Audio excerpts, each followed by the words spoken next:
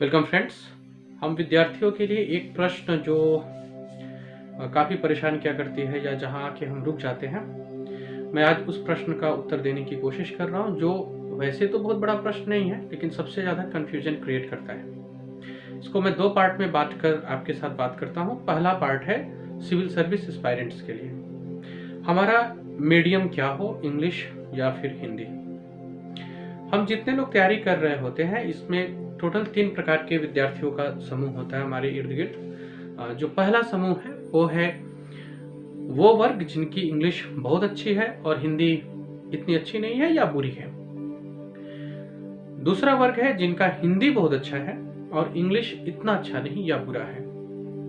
एक तीसरा वर्ग है जिनका ना तो हिंदी बहुत अच्छा है और ना ही इंग्लिश बहुत अच्छी है।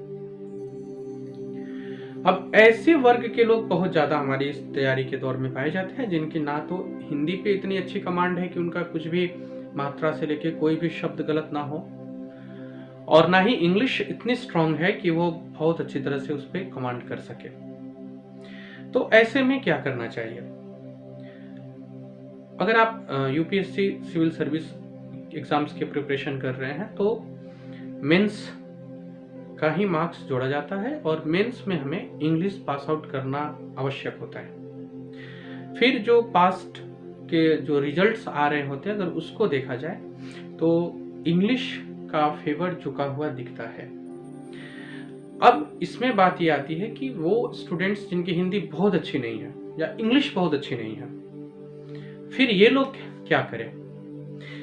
मुझे ऐसा लगता है कि इंग्लिश जब मुझे वहां मेंस में लिखना ही है एक अपने जनरल पेपर के तहत, तो क्यों ना मैं इंग्लिश को ही प्रीफर करूं, ये जानते हुए कि इंग्लिश और हिंदी के रिजल्ट के बीच एक बहुत बड़ा खाई है।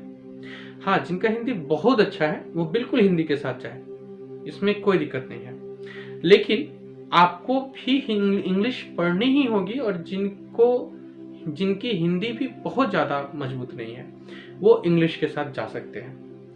नंबर 1, आपकी इंग्लिश की प्रिपरेशन तो इतनी होनी ही चाहिए कि आप उस पेपर को भी निकाल पाए, और अगर हम अधिकारी वर्ग पे बैठना चाह रहे हैं, अगर हम उस कुर्सी पे जाना चाह रहे हैं, तो हमारी इंग्लिश इतनी अच्छी बिल्कुल होनी चाहिए कि मेरे रिटन जो स्किल्स हो इससे मैं अपनी बातों को रख सकूं, लोगों के बातों को मैं सुन समझ सकूं और जरूरत पड़ने पे मैं उन्हें इंग्लिश में रिप्लाई भी दे सकूं। तो इतनी जब मुझे नॉलेज की आवश्यकता है ही इस जॉब के लिए, तो फिर भी प्रैक्टिकल, एकदम से प्रैक्टिकल होकर के अगर सोचा जाए तो अनुपात हिंदी माध्यम के रिजल्ट्स आने के थोड़े कम हैं, इनफैक्ट बहुत कम है। तो मैं प्रेफर करूंगा कि अगर आपकी हिंदी पूरी तरह से स्ट्रांग नहीं है तो आप इंग्लिश के साथ जाएं, क्योंकि आपको मेंस क्वालिफाई करने के लिए भी इंग्लिश का एक पेपर क्वालिफाई करना ही करना है। तो ऐसे में जब आप इंग्लिश पढ़ेंगे ही तो उसको थोड़ा सा, और अगर हम अच्छे से पढ़ लें तो हम इंग्लिश में भी लिख सकते हैं।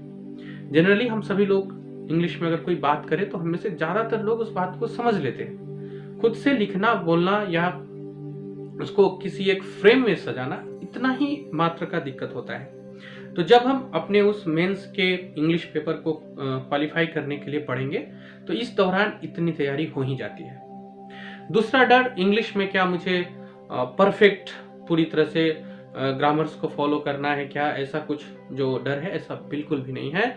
और आपको बहुत बड़े बड़े वोकेब को भी याद नहीं करना है, यूनिक वोकेब हमें याद नहीं करना है कि मेरे पास बहुत वोकेबुलरी का स्ट्रांग हो, ऐसा नहीं है।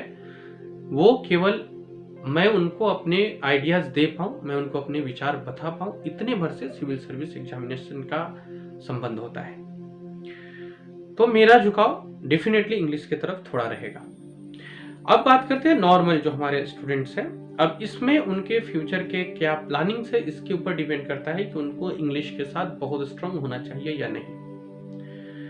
आज 21वीं सदी में जब हम लोग डिजिटल की ओर बढ़ रहे हैं, पूरा ग्लोब सिमट के एक में आ रहा है, तो इस परिप्रेक्ष्य में, इस परिदृश्य में, तो एक बात सुनिश्चित है कि इंग्लिश अच्छी होनी ही चाहिए, हमें उनकी बात समझने के लिए, हमें अपना बात उनके पास रखने के लिए। तो जो सीएसई की तैयारी नहीं भी कर रहे हैं, सिविल सर्विस एग्जामिनेशन की तैयारी नहीं भी कर रहे हैं, अगर वो कंफ्यूज है कि उन्हें इंग्लिश अच्छी नहीं आती है तो क्या स्ट्रांग करना चाहिए? डेफिनेटली मैं हिंदी का बहुत बड़ा समर्थक और हिंदी भाषा से प्रेम और लगाव बहुत ज़्यादा रखता हूँ। ये जो मैंने जवाब दिया, ये मैंने एक विद्यार्थी के रूप में अपने आने वाले फ्यूचर को देखते हुए जवाब दिया कि मैं अगर इस जगह पे रहता तो मेरा निर्णय थोड़ा अलग होता, मैं इंग्लिश के साथ जाता। हाँ, हिंदी मेरी अपनी भाषा है, इसको तो मैं कभी नहीं छोड़ता, इसको मैं और स्ट्रॉन्ग बनाता, लेकिन मेरे कैरियर को देखते हुए मुझे इंग्लिश की ओर जाना ही चाहिए।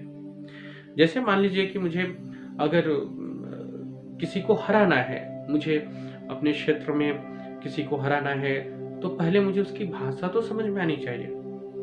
भारत को भी कई गुना आगे जाना है, हम सभी को अगर आगे जाना है तो मुझे इंटरनेशनल भाषा का भी ज्ञान होना चाहिए। संभवतः इसीलिए नई शिक्षा नीति में भी हिंदी के साथ साथ इंग्लिश को तरजीह दी गई है।